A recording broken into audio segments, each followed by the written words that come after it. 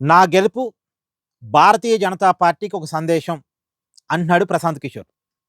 గెలిచాక ఆయన మాట్లాడిన తొలి మాట ఇదే. నా గెలుపు భారతీయ జనతా పార్టీకి ఒక సందేశం అంటాడాయన. నిజమే. మీరనొచ్చు, ఎమ్మెల్యేగా గెలిచి అంత ఓవరాక్షన్ ఎందుకు? గెలిచింది ఎమ్మెల్యేగా మాత్రమే కదా అనొచ్చు.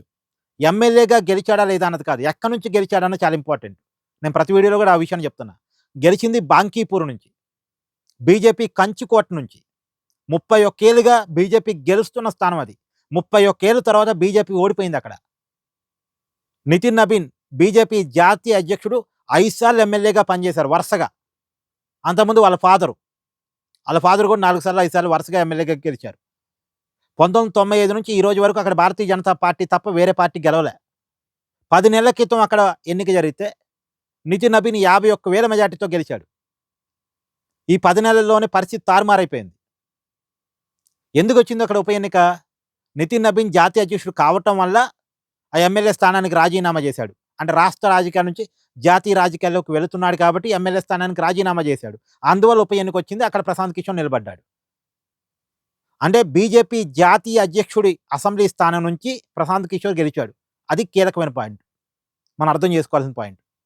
ఇది నిజానికి భారతీయ జనతా పార్టీకి ఒక సందేశం, సంకేతమే. బీజేపీ చెక్ చేసుకోవాలి, జాగ్రత్త పడాలి.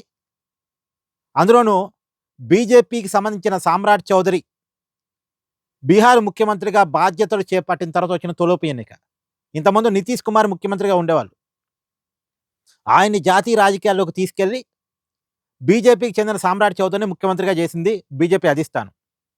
అంటే ఎన్డీఏ కూటమి పొత్తులో భాగంగా వాళ్ళు గెలిచారు. సో నితీష్ కుమారు అక్కడ 2004 నుంచి 2014 వరకు, మళ్ళీ 2015 నుంచి 2026 వరకు సుదీర్ఘకాలం బీహార్ ముఖ్యమంత్రిగా పనిచేశారు. ఆ సుదీర్ఘకాలం బీహార్ ముఖ్యమంత్రిగా పనిచేసిన వ్యక్తిని జాతీయ రాజకీయాల్లో తీసుకెళ్లి బీహార్ ముఖ్యమంత్రిగా ఇంకొక వ్యక్తిని బీజేపీకి సంబంధించిన సామ్రాట్ చౌదరిని పెట్టారు. అంటే బీజేపీ బాధ్యతలు తీసుకున్న తర్వాత జరిగిన తొలి ఉప ఎన్నిక కాబట్టి అక్కడ బీజేపీ ఓడిపోవటం అనేది, ఇవి ఏమన్నా నితీష్ కుమార్ ఏమన్నా సహాయం చేశాడా?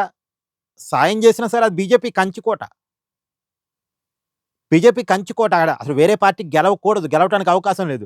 మొన్న 10 నెలల క్రితం 51,000 మెజార్టీ వచ్చింది. అసలు ఏ పార్టీతో సంబంధం లేకుండా భారతీయ జనతా పార్టీ పెద్ద బలం ఉంది అక్కడ.